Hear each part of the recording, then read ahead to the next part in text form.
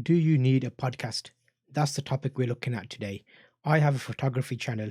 I make videos about how to use different types of cameras to make photos and video.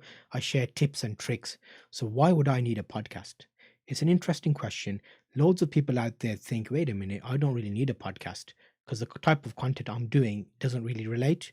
Because you'd think about a podcast and it actually being audio rather than visual. So photography is very visual. So how would you adapt that to a podcast?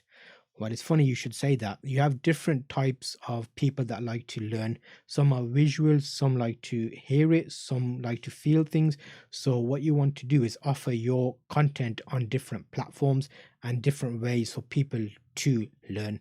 So the podcast is a great example of something you can share with people and actually bring them in on a conversation. So I'll have like 20-minute episodes where I'm actually speaking about cameras, photography, how you get certain photographs, what makes photography so great to share your visual art, other things like how to get into the business, how you sharing stories basically.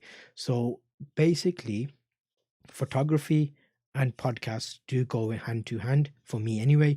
I've set up a whole playlist with videos to help you set up a podcast. So it's basically things like the content you think about to make a podcast, interviews, people that you want to get on your show, the logistics of how does it actually work to get good audio for them. So I speak about setting up Skype via a mixer board. I talk you through a few budget mixer board options, audio interfaces.